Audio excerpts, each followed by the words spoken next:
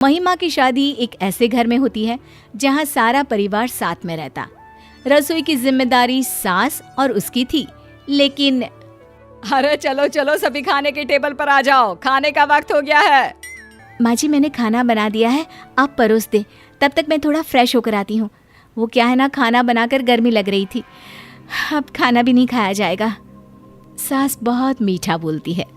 अरे हाँ हाँ मेरी बिटिया, जा जाकर फ्रेश हो ले, अच्छे से हाथ पांव धोकर कंघी करके आ जा, तब तक मैं सारी प्लेट लगाकर खाना लगा देती हूँ। महिमा सास की बात से थोड़ा रिलैक्स हो जाती है कि चलो अब तो आराम, आकर खाना खाऊंगी।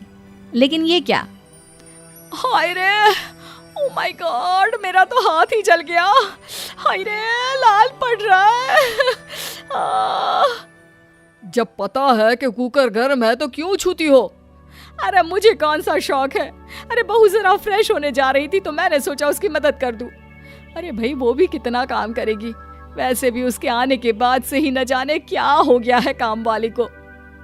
बहू क्या करती, देखती है कि ससुर जी सास के हाथ में दवाई लगा रहे हैं। अब तुम यहाँ बैठो चुपचाप, बहू खाना लगा देगी। महिमा बेटा खाना लगा दो जरा। ये हाल हमेशा का ही था। महिमा सबके लिए खाना बनाती, खाना खिलाती, बर्तन धोती, साथ ही घर के सारे काम करती। लेकिन सास एक दिन, अरे बहू क्या कर रही हो? माँ जी झाड़ू लगा रही हूँ, फिर पोछा लगाकर नाश्ता तैयार करूँगी। मैं ये कह रही थी कि अगर आप सब्जी काट देती तो थोड़ा आराम हो जाता। सास एक बार फिर बड़े ही प्यार से चीनी की चाशनी में डुबोकर बात करती है। अरे ये कौन सी बड़ी बात है बहू, मैं अब भी काट दिए देती हूँ सब्जी, लेकिन पहले ना मैं पोछा लगा देती हूँ। वो क्या है ना, तू तब तक नहाकर रसोई में चली जाना। बहू मन में आराम की सांस लेती है। वो सोचती है कि चलो किसी काम में तो मदद मिली। बहू सास को पानी और पोछा देकर नहाने चली जाती है। जब वो नहाकर वापस आती है तो देखती है सास तो वहीं जमीन पर बैठी है, हाथ में पोछा लेकर। अरे माँ जी सब्जी काट दी क्या, मैं रसोई में जा रही हूँ। अरे कहाँ बहू, पोछा लगाए जमाना हो गया है, भूल ही गई हूँ कि कैसे लगता है पोछा।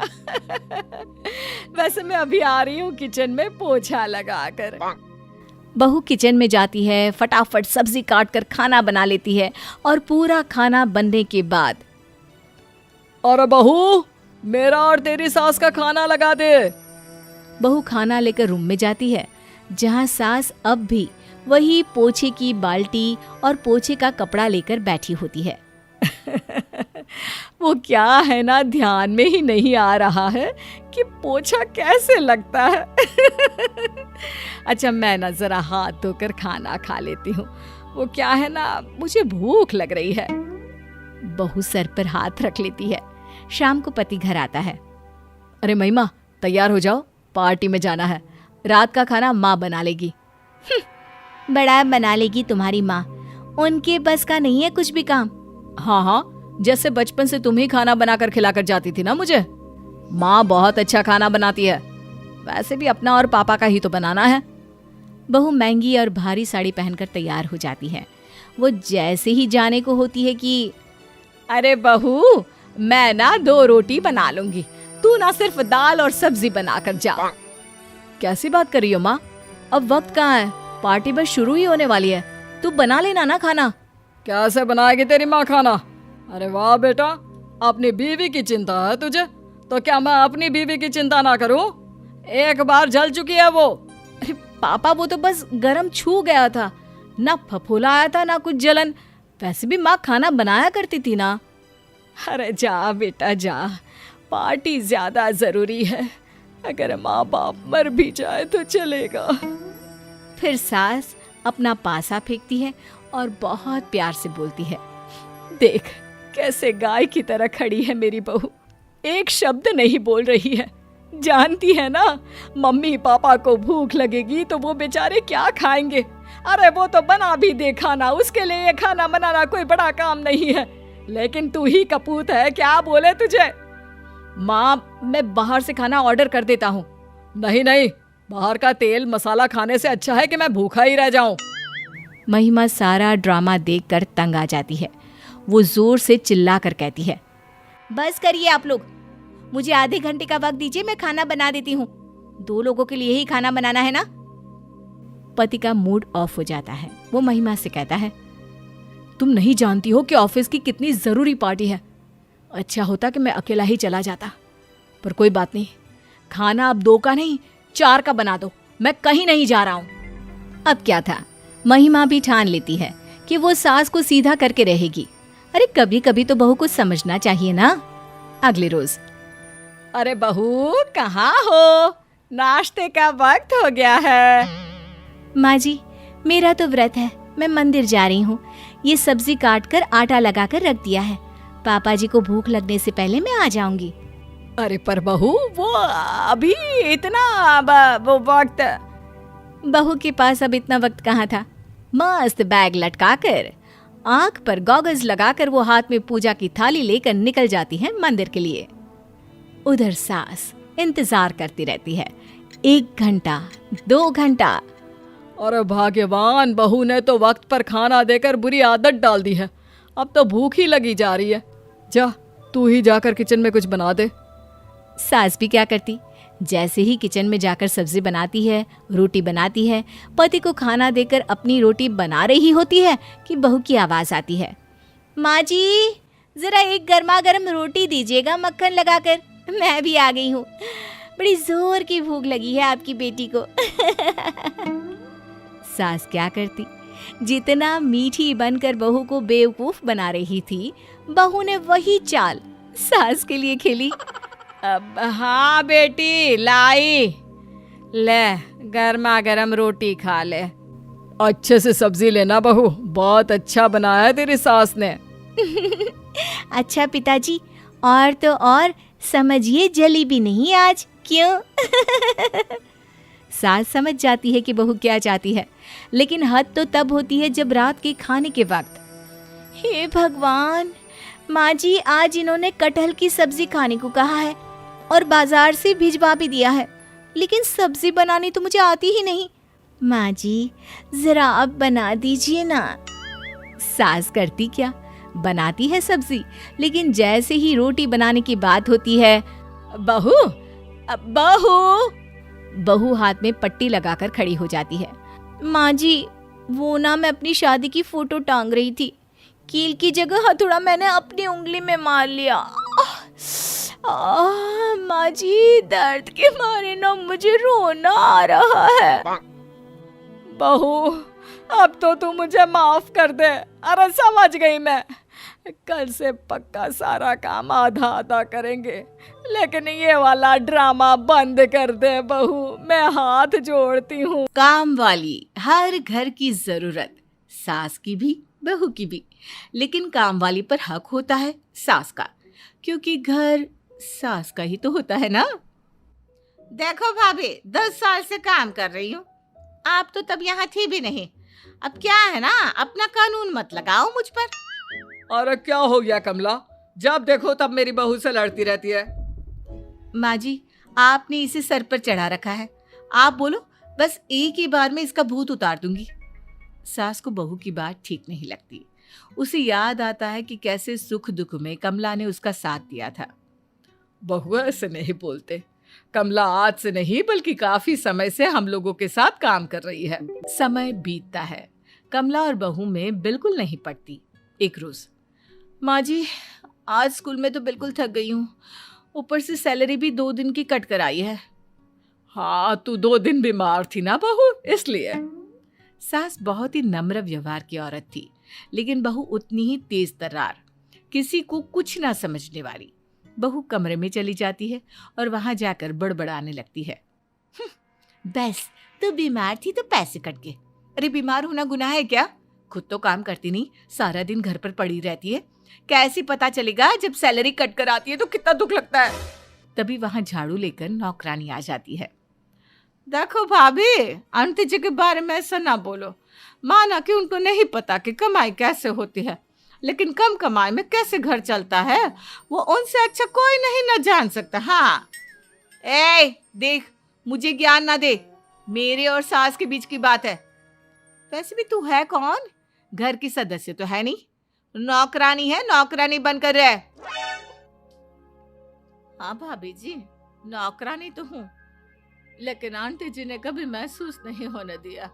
अरे मैं काम करती हूँ, कोई मुफ्त का पैसा नहीं लेती आपसे। बहू को तो अब इतना गुस्सा आ जाता है कि वो सोच लेती है कि वो नौकरानी को निकाल कर बाहर कर देगी। और फिर, माँ जी देखिए, मैं इस नौकरानी के साथ घर में नहीं रह सकती हूँ। ये इतनी बदतमीज है, क्या बोलूं, हर बात पर जवाब देती है, हर बात पर गुस्सा करती है। मुझे तो लगता है कि नौकरानी ये नहीं, मैं हूँ। सास, जिसने कभी गुस्सा किया ही नहीं। अरे बहू, वो नौकरानी है, उसका लेवल और तेरा लेवल अलग है। उसके मुंह क्यों लगती है? ना लगाकर उसके मुंह, वो तो उतना ही बोलेगी ना जितनी उसकी समझ है।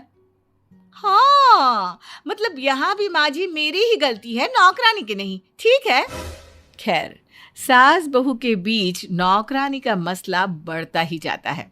सास बहू को समझाने की कोशिश करती, लेकिन बहू को कोई बात समझ में ही नहीं आती।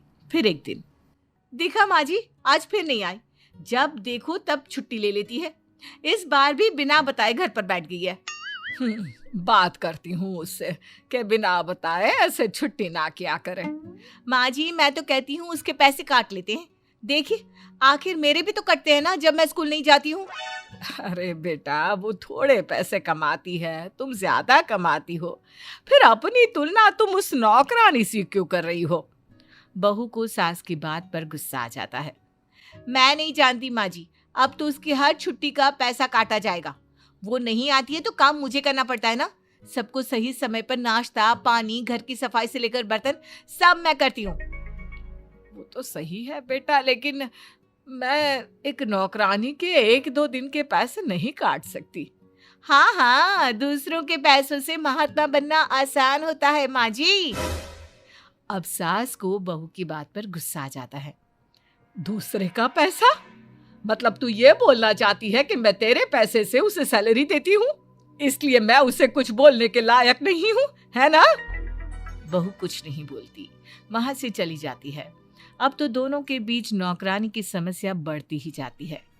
क्या बात है माँ, आजकल घर बड़ा शांत शांत रहता है, वरना पहले तुम्हारी और तुम्हारी बहू की बातों का सिलसिला खत्म ही नहीं होता था। बेटा, अब हम दोनों के विचार नहीं मिलते। अरे ऐसा क्या हो गया माँ? वैसे वो बोल रही थी कि नौकरानी को अपने सर पर चढ़ा रखा है, अरे उसे निकाल क्यों नहीं देती? माँ कुछ नहीं कहती, तभी बहू आ जाती है। वो कैसे निकाल सकती हैं? अरे पुरानी जो है, माँ जी के इमोशंस जुड़े हैं ना उससे। वैसे माँ मुझे निकाल सकती है, लेकिन नौकरानी को नहीं, है ना माँ जी? सास को बहू की बात पर गुस्सा आ जाता है। निकाल दो, निकाल दो, मेरे हाथ पैर तो चलते हैं नहीं। वैसे भी मेरे पूजा पाठ का काम मैं खुद ही करती हूँ, बहू को जो सही लगे वो कर ले।